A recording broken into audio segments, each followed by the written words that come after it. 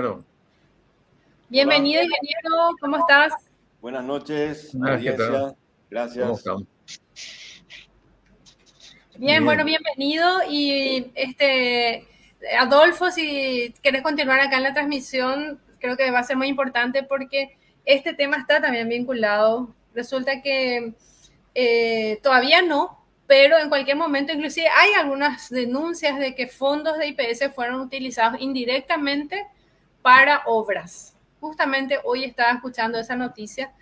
Entonces, bueno, es un riesgo que se utilicen los fondos jubilatorios también para las APP. Y ahora vamos a ver un poco cómo está la situación de las APP y de las obras públicas, y especialmente este caso de este, el Metrobús, ¿no es cierto? Este laudo arbitral que queremos que nos comente un poco el ingeniero Germán Pankov. Además de todo lo que ha sufrido ya la ciudadanía con el fallido de Metrobús, encima ahora vamos a tener que pagar una cuenta en vez de que ellos nos paguen por el desastre que hicieron. Bueno, ingeniero, te damos la palabra sobre ese tema. Bueno, directo al grano. El tribunal de arbitraje que se generó significa que el Poder Ejecutivo, a través de un ministro, en este caso fue Jiménez Gaona, dice que el Poder Judicial no va a participar. Estamos hablando de un poder del Estado que con un contrato a sola firma dice el Poder Judicial no va a entrar en este contrato. Imagínense lo grave que eso es. Es el derecho público manejando millones de dólares del pueblo, porque eso se paga con dinero de impuestos. Ese crédito del BID se paga con dinero del crédito. El Congreso Nacional en el 2013 autoriza la ley de préstamo del BID, pero es natural que entre el BID y el MOPC exista un arbitraje. ¿Por qué? Porque ¿qué tribunal va a juzgar? ¿El de Nueva York allá o el de Paraguay? Entonces se hace con arbitraje. Pero esto hicieron una interpretación extensiva y aplicaron en el contrato también. Acá, ellos dijeron, acá estamos en un territorio, no sé cómo llamarle, ¿verdad? Dentro de Paraguay, y acá el Poder Judicial no entra. Y ahora le quiero invitar a mirar lo que dice la Constitución Nacional, que es para mí es algo totalmente inadmisible lo que se hizo. Acá le voy a mostrar. El 248, voy a pasarle ahí. El 248 de la Constitución indica, ahí dice, da para leer. Sí, un Bueno, Sí, poco se chico, lee pero se bien. da. Se lee bien. atendé, dice, el Poder Judicial, solo este puede conocer y decidir en actos de carácter contencioso, dice. Eso no admite a ningún tipo de interpretación distinta. Y más abajo habla que, que solamente, acá dice, todo ello sin perjuicio de las decisiones arbitrales en el ámbito del derecho privado. Es decir, solamente se puede usar arbitraje en el derecho privado. Y estos tipos usaron el arbitraje en el caso del Metrobús, ¿verdad? En caso de disputa. Y de hecho, en varios otros contratos ellos ponen, de forma alegre. Entonces, vos sabés que el tribunal de arbitraje uno elige Motangil y el otro elige MOPC. Ahí ya tienen mayoría, está compuesto de 3. ¿Entienden? Entonces, ¿qué pasa si una empresa se asocia con el MOPC a venir a golpear al Estado? Eso es lo que hacen. Jiménez Gaona viajó en el 2014 a España a invitar, entre comillas, a empresas para que vengan a participar en licitaciones. Pero eso, curiosamente, las empresas que estaban ahí, que eran Isolux, que era SACIR y que era Motangil, vinieron y quedaron con las mayores obras del Paraguay, ¿verdad? Ruta 2, Metrobús, todo era un equipo que tenía como nexo a Petengil, que es socio de Jiménez Gaona en Tapeporá. Entonces, el escenario es terrorífico, porque si estos tipos se pusieron de acuerdo, cosa que ocurrió, para mí todo indica que ellos estaban en colusión. Por eso es que el MOPC de Cartes no le aplica multa, por ejemplo, a Motangil.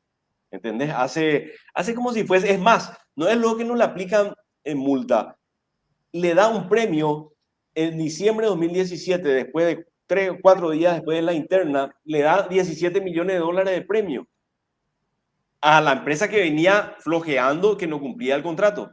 Entonces la situación de Marito aparece después En el 2019 Motangil presenta este pedido de arbitraje y Marito viene golpeado por aquel juicio político, Cartes le salva, Operación Cicatriz, ¿verdad? Y Marito viene a pelear contra Motangil, pero Marito es el nuevo MOPC. El MOPC es el responsable de esta estafa Metrobús, pero Marito tiene que defenderle al MOPC. Imagínense lo jodido que es. Y tiene que pelearse contra Motangil, cosa que era imposible porque Motangil no tiene la culpa. De hecho, yo no le incluí en la denuncia penal a Motangil. Ahí el BID, MOPC son los responsables. Bueno, pero en este caso estaban en conjunción, Marito se va y tiene que, el gobierno de Marito tiene que alegar ahí algunas cuestiones que eran imposibles, por ejemplo, que la franja de dominio no estaba totalmente, no era el problema, o sea, tenía que hacer de abogado del diablo, ¿verdad? ¿Y cuál es el nexo con Motangil? O sea, ¿por qué Motangil vamos a decir, no es tan enemigo de Marito? Porque era el socio de Petengil en el Metrobús y era socio de Petengil en Ruta 2. O sea, estamos hablando de todo lo mismo. Era el mismo equipo todo. Y yo estuve mirando ya el laudo que hicieron. Era imposible ganar, de verdad. Y, por ejemplo, el testigo del MOPC de Marito era un funcionario de Jiménez Gaona, que es Tomás Rivarola. A él le llamaron, entonces, a defender lo indefendible. ¿Cómo él va a defenderle al MOPC si el MOPC es el culpable? De hecho, está en la fiscalía mi denuncia contra el MOPC. Y entonces, acá lo que hay que hacer, y cerrando mi primera participación, es que hay que ir contra los bienes de Jiménez Gaona. Él tiene que pagar porque hay que respetar el fallo de un laudo de arbitraje, porque el Paraguay firmó esos acuerdos, ya se hizo mal el tema, pero a Jiménez Gaona hay que responsabilizarle por poner ese arbitraje en un contrato. El Poder Judicial paraguayo no puede perder jurisdicción. Es increíble lo que pasó acá. Eso es demasiado claro. ¿Entendés? Y le repito otra vez, en el Poder Judicial paraguayo, con todas sus sombras, se sortean los jueces, ¿verdad? Acá en el arbitraje, uno designa un miembro y el otro designa otro, elige, ¿verdad? ¿Y qué pasa si están asociados, como el caso? Motangil, si es aparte nunca, o sea, se asociaron para golpear al Estado, sumamente grave. Marito tenía que ir contra el MOPC anterior, presentar denuncia penal, agregando a la carpeta que yo metí, y lo que pasa es que ya no podía. Él le debía a Cartes ese salvataje que le hicieron en el 2019 y estaba en la Operación Cicatriz, en plena Operación Cicatriz. Y básicamente ese es el tema. Hay que atacar el inconstitucional y hay que responder. Jiménez Gaona es el responsable de estos 17 millones que hay que pagar y él tiene que pagar de su dinero. El artículo 106 de la Constitución dice que son solidariamente responsables, son responsables los funcionarios públicos. Y lo que él hizo es una barbaridad, mira que vos le vas a preguntar a muchos abogados y te van a decir porque es común, en Paraguay es común meter el arbitraje, pero no. Le mostré, acá está el artículo, el 248. Creo que está bien claro. Sí. Por ahí paró. Clarísimo, ingeniero Germán Pankov, entonces, sobre esta situación. Y esto es algo que va a pasar muchísimo, Adolfo, Ricardo, bueno, Germán, ¿verdad? Porque en la ley de APP, que ustedes pueden tener acá, está el libro, ¿no es cierto?, que habíamos escrito con Ricardo sobre la ley de APP de Cartes. Acá está, esta es la primera edición, después salió una segunda edición bastante más gordita porque tiene también el análisis del decreto, ¿no es cierto? Acá en esta ley, en este libro nosotros demostramos eso mismo que estás diciendo vos, Germán, que en forma arbitraria le están dando por encima de lo que dice nuestra Constitución el poder a tribunales arbitrales internacionales, con lo cual Paraguay pierde soberanía jurídica, así como también estamos en deuda con la soberanía energética, territorial, cultural, etcétera. También perdemos soberanía jurídica cuando damos a estos tribunales extraordinarios la potestad de dirimir en cuestiones que tendría que hacer nuestra justicia. Y bueno, y ahora el Estado paraguayo va a tener que pagar, además de todo el desastre que fue el Metrobús, vamos a tener que pagar otra vez esta cuenta, donde hay un vínculo evidente entre los actores del gobierno y las contratistas, Ricardo. Mercedes, claro, lo que dice Germán es muy cierto. El que debe pagar es el ministro de Obras en su momento, que fue el que cometió esta barbaridad. O sea, y finalmente si el fallo arbitral, que de luego es una pérdida de soberanía y todo lo demás, le da la razón a la empresa privada, y bueno, ¿quién es el responsable? Y el ministro de Obras que hizo esa barbaridad, de hecho, todo lo que fue el Metrobús. Y bueno, fíjense que lo del Metrobús, estamos hablando de 17, 18 millones de dólares. La ruta 2 son 1.500 millones de dólares de robo, donde tendrían que estar encausados también esta gente. En la Tapeponán también, donde se le dio un contrato gracioso a la misma, a Jiménez Gaona con Guasmosi y Cartes, ¿no es cierto? También, yo creo que tenemos que exigir esa responsabilidad. Y es un poco lo que viene de alguna manera también en este uso discrecional de fondos provisionales, lo que pretenden hacer. O sea, de alguna manera, bueno, acá vamos a comenzar a dictar las normas y entonces ya no se le va a prestar más a los funcionarios. En el caso de la Caja Ande, tienen que prestarle o darle a empresas que hagan rendir el dinero supuestamente. El dinero ya se va a ir y va a desaparecer de las cajas que van a sufrir las consecuencias. Entonces, estamos ante hechos graves porque se van sucediendo las estafas en contra de la Constitución. Creo que el ingeniero Pankov es muy claro al citar el artículo 248 de que la Constitución es muy clara que en materia de el sector público es el Poder Judicial el que debe dirimir cualquier controversia, no tribunales arbitrales. Entonces, es muy claro, pero bueno, acá se viola la Constitución, se viola todo, ¿no? Mercedes. Así es, Ricardo. Entonces, bueno, quiero volver a recordar a la gente que está haciendo la transmisión por YouTube de Tarima Digital, no se olviden de suscribirse, de darle me gusta también, de hacer sus comentarios y preguntas. Y acá tenemos una pregunta para vos, ingeniero de nuestro público, dice para Petit Pora. Una pregunta al ingeniero Pankov. ¿Cómo después de la enorme oposición de los empresarios del transporte, luego de reunirse con Cartes, salieron apoyando de repente el proyecto? ¿No será que Cartes les dijo, tranquilos, estos fondos aprobados solo vamos a mejorar un poco la avenida para que sus chatarras sigan circulando y el resto de los fondos nos vamos a comer y no va a funcionar nunca el Metrobús? Le explico. En la intención, por lo que yo analicé, la intención del Metrobús, así como la APP y llave en mano, era lavar dinero.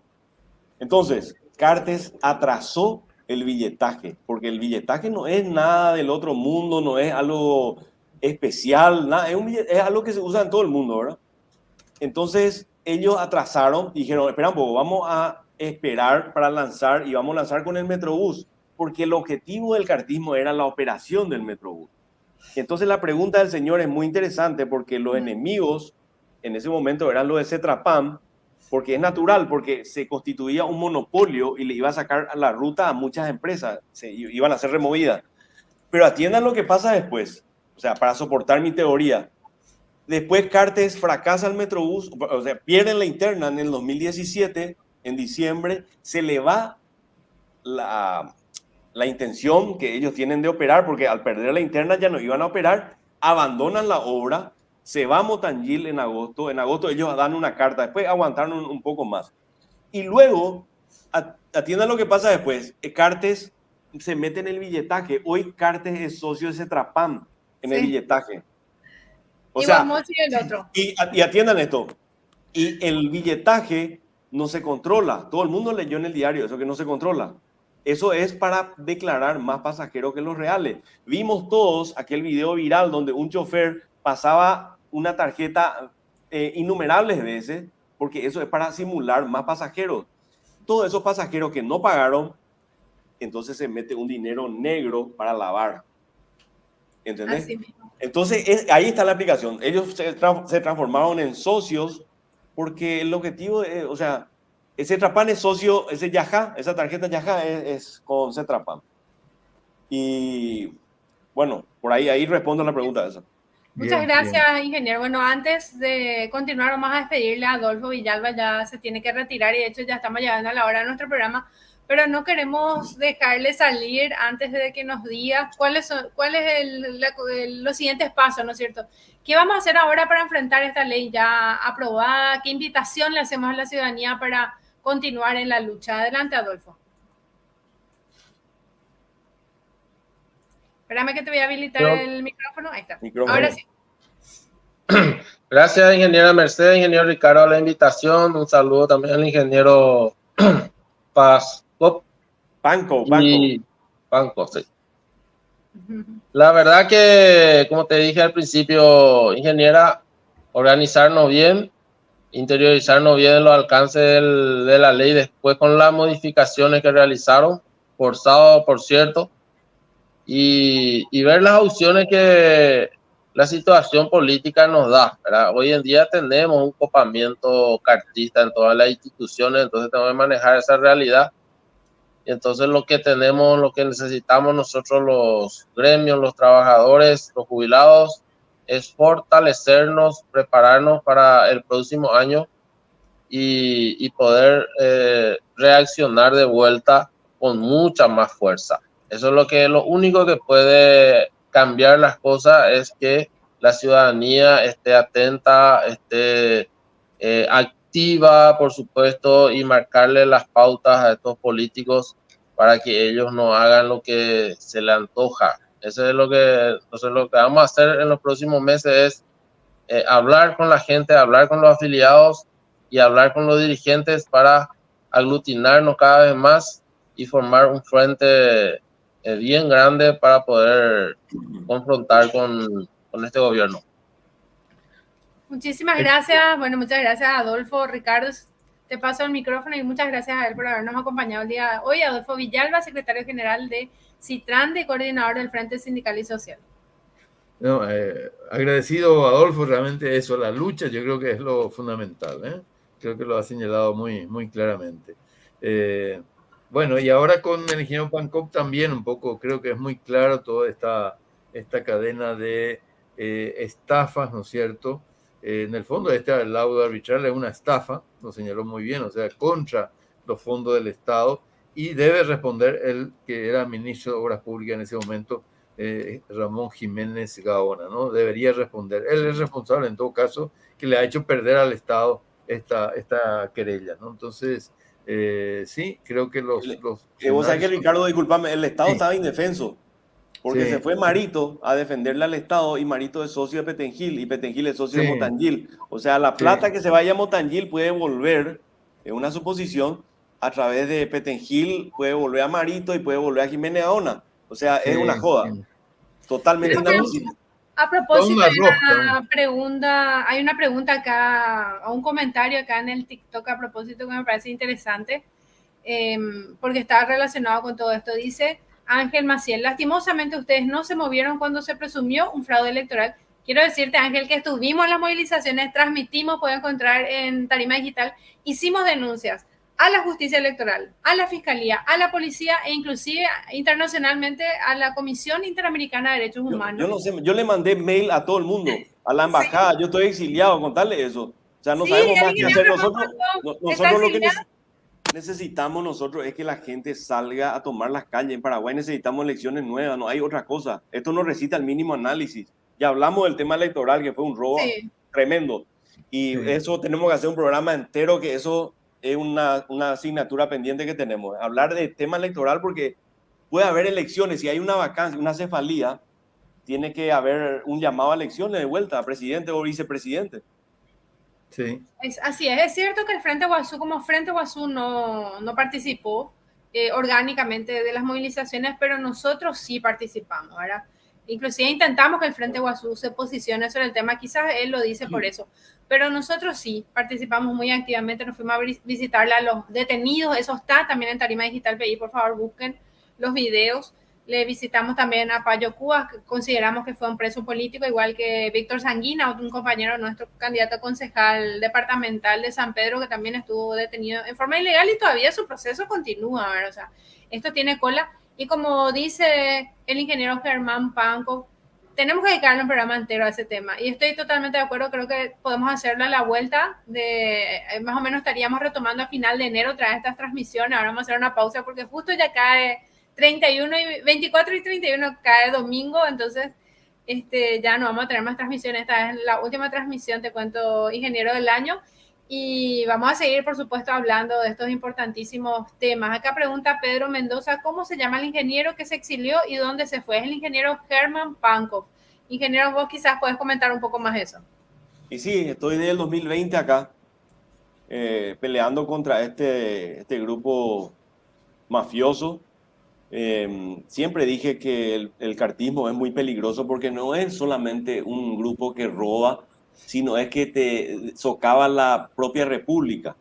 Se mete en el poder judicial, destroza todo lo que uno conoce, inclusive en las universidades. Ahora el título de un abogado, ahora imagínense lo que ellos hicieron con este tema de Rivas, que es un caso solamente significativo, pero hay quién sabe cuánto, la universidad sigue funcionando.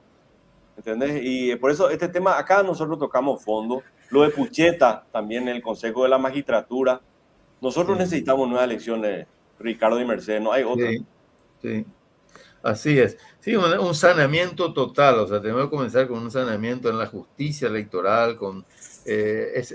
Acá analizamos muy a fondo con el doctor Gregor las urnas electrónicas, el no haber cumplido la ley. Hay una ley de urna electrónica que no se cumplió. O sea, tenemos que llegar a un sistema donde la ciudadanía pueda ejercer un control, como dice nuestra Constitución, ¿cierto? Ricardo, atender una cosita que es muy importante porque vos sabés que lo que Trato Apuá y Calé quieren es que no existan más urnas, no es urna, es la máquina para votar.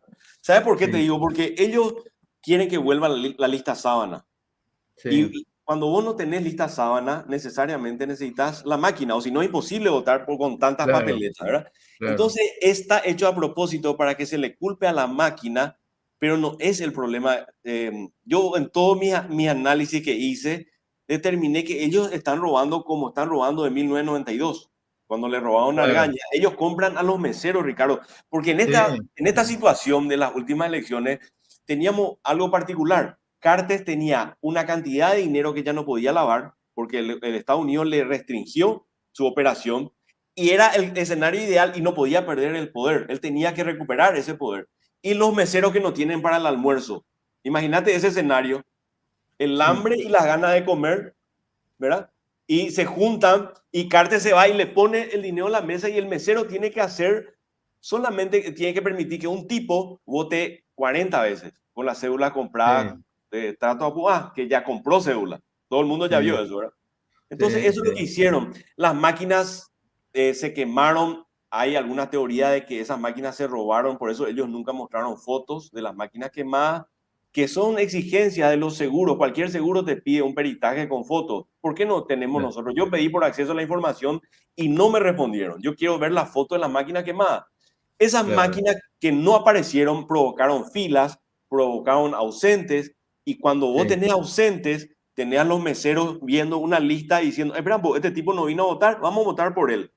Entonces tenía la cancha libre. La oposición fue ingenua, estaba reclamando, hice todo lo posible, pero no hicieron caso y se fueron y se estrellaron, ¿verdad? Fíjate nomás que los votos de Payo Cuba, ellos no es que sacan votos, sino agregan votos de los ausentes, de la gente que no se va a votar o que le compró la cédula. Esa es la situación. No, así es.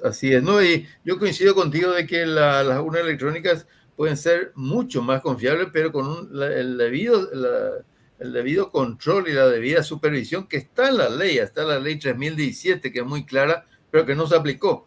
Entonces, ¿de qué sirve una votación? No, pero Ricardo, atendé una cosita, porque yo vi tu cuestionamiento ese.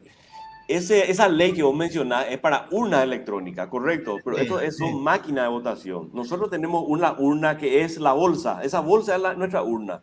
Hay que diferenciar urna electrónica, que es la que tiene Brasil, por ejemplo, que el voto se queda dentro de la máquina. Esa es urna electrónica. Y lo que nosotros tenemos en Paraguay es urna de bolsa, una bolsa de plástico. Y tenemos una máquina que es como una impresora.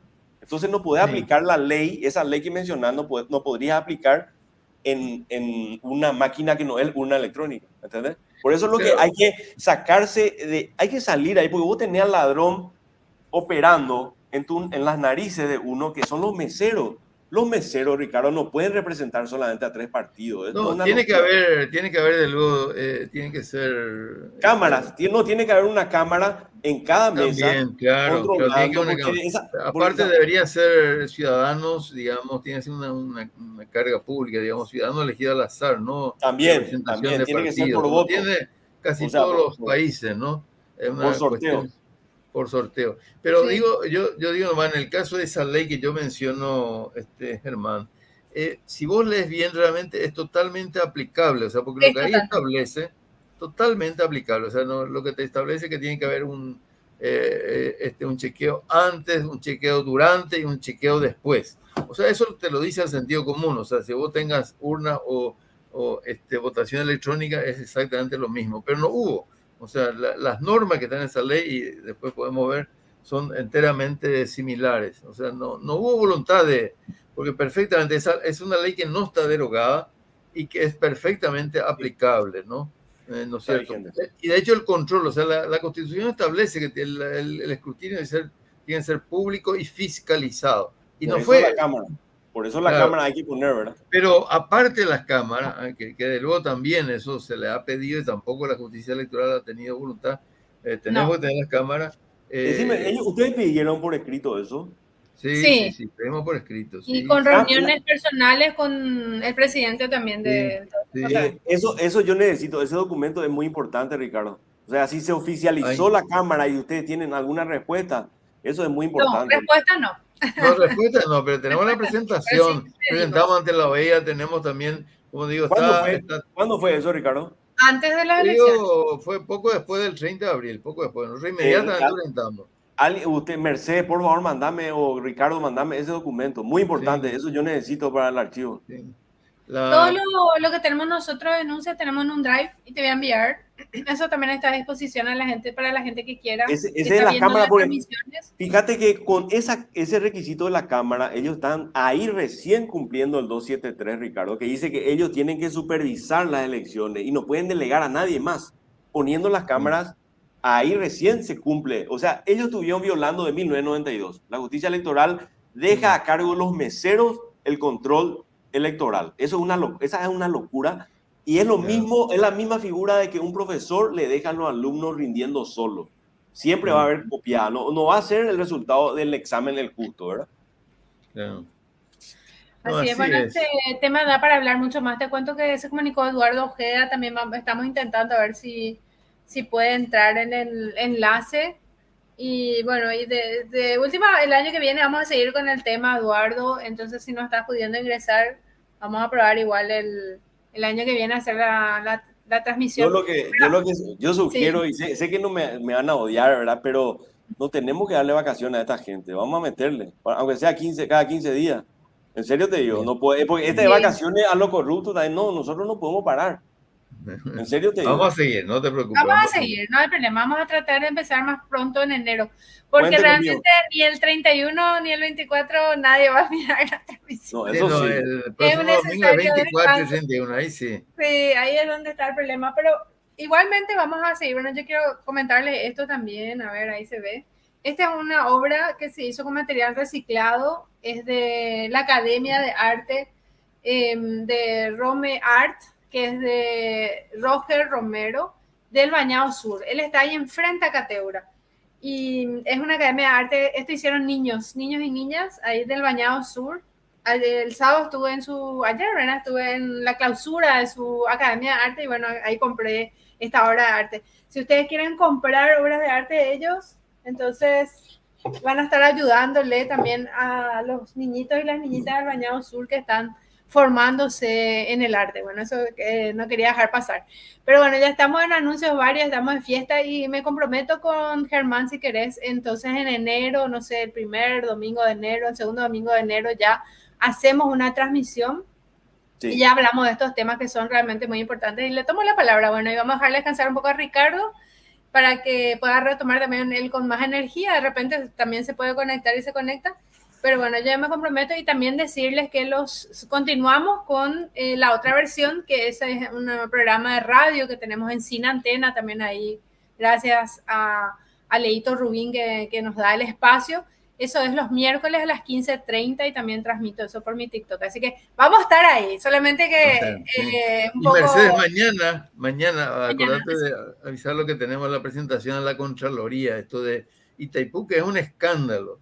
Germán, también para tu información, ¿cierto? Lo que estábamos diciendo al inicio, el Tribunal de Cuentas de la Unión ha auditado a Itaipú, luego lo ha auditado con un criterio favorable al Brasil, como era de esperar, porque es un órgano del Estado brasileño, y nuestra Contraloría no puede auditar porque Santiago Peña le prohíbe acceder a la documentación oficial. Entonces mañana estamos exigiendo a la Contraloría que audite Itaipú, ¿no es cierto?